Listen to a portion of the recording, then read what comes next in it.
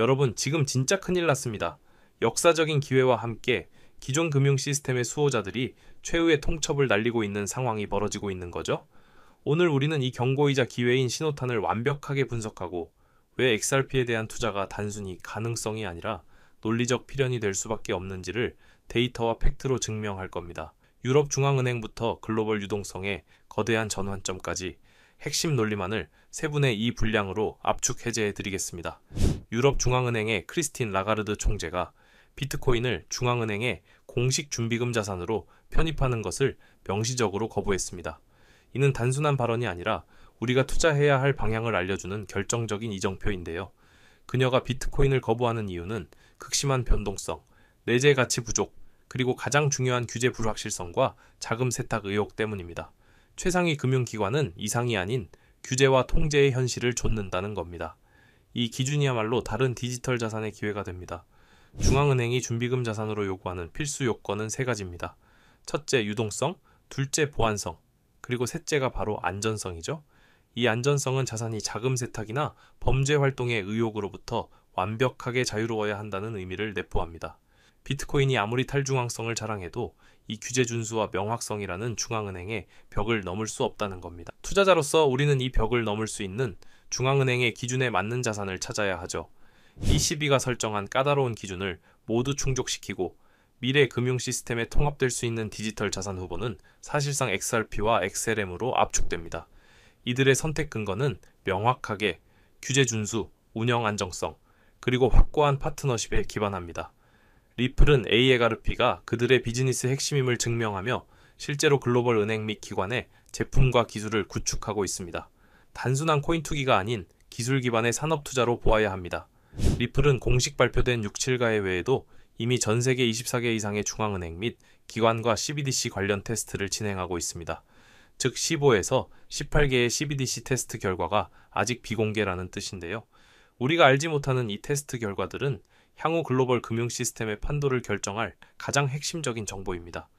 리플이 이처럼 수많은 파일럿을 진행한다는 것은 그들의 기술이 이미 주요국 중앙은행들의 심도 있는 검증 단계를 넘어 채택 가능성이 매우 높다는 강력한 방증입니다. ECB의 디지털 유로 테스트에서도 리플의 영향력은 확인됩니다.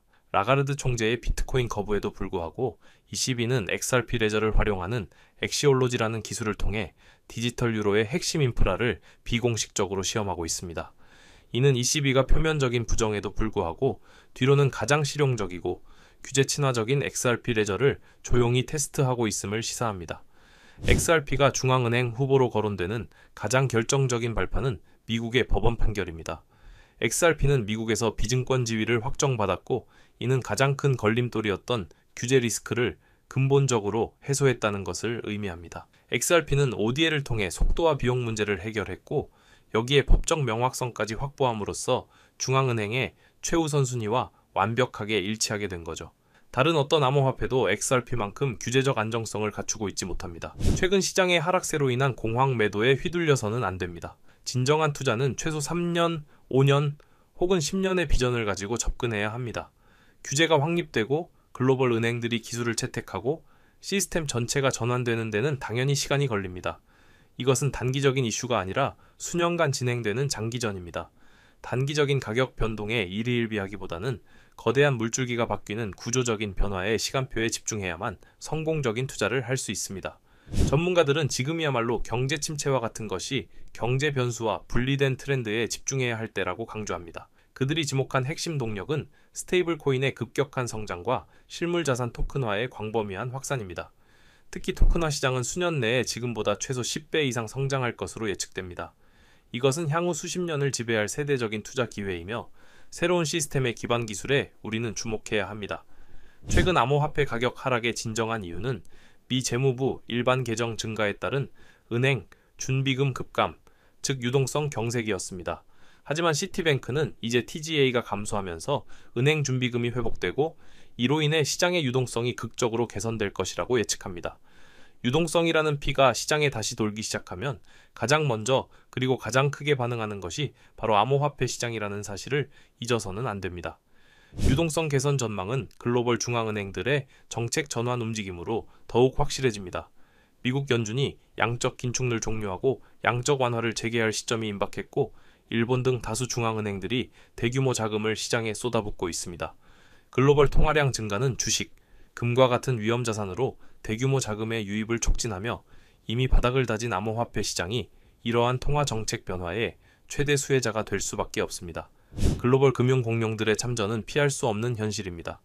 거대 자산운용사 프랭클린 템플턴이 이지 XRP 상품 거래를 개시하고 CBOE 및 나스닥에 상장할 예정인데요.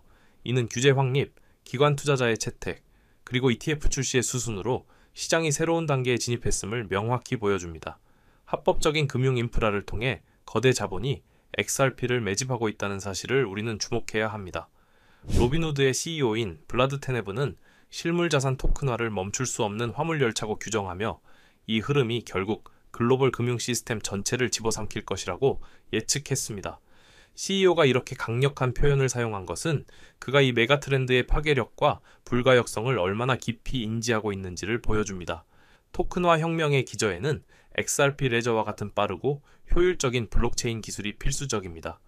토큰화가 완성되는 데는 5년에서 10년의 시간이 필요할 것이라는 현실적인 전망이 지배적입니다. 이는 SEC, CFTC와 같은 규제기관의 상세규칙 제정 과정이 필수적이기 때문인데요. 이 과정은 시간이 걸리지만 일단 확정되면 되돌릴 수 없는 강력한 시스템이 구축됩니다. 우리는 이외에서 10년의 장기적인 시계를 갖고 투자에 임해야 합니다. 글로벌 금융 시스템이 리플을 배제할 수 없는 결정적인 이유는 바로 ISO 2022 마이그레이션입니다. 전 세계 은행들은 2025년 11월 22일까지 이 새로운 표준으로의 전환을 완료해야만 합니다. 이는 규제적인 강제성을 띠고 있죠. 리플은 이 표준 제정에 깊숙이 참여한 핵심 플레이어이며 전 세계 은행들이 이 표준으로 이동한다는 것은 리플 기술의 효율성이 극대화된다는 것을 의미합니다. 리플의 은행 면허, 심사기간 120일이 곧 만료될 예정이며 승인 가능성은 매우 높습니다. 은행 면허를 확보하는 순간 리플은 명실상부한 금융기관으로서의 지위를 확립하게 됩니다. 동시에 하이퍼리퀴드와 같은 플랫폼에서는 무려 9,500만 달러 상당의 HRP 대규모 롱 포지션이 개설되었습니다. 이는 고래 투자자들이 미래의 폭발적인 성장을 확신하고 있다는 강력한 증거이며 이 모든 신호들은 XRP의 가격이 장기적으로 우상향할 수밖에 없는 강력한 논리를 뒷받침하고 있습니다. 오늘 준비한 소식은 여기까지입니다. 오늘 영상 유익하셨다면 구독과 좋아요 한 번씩 부탁드리고요. 저는 다음에 더 좋은 정보와 소식으로 찾아뵙겠습니다. 여러분의 성공적인 투자를 기원합니다. 감사합니다.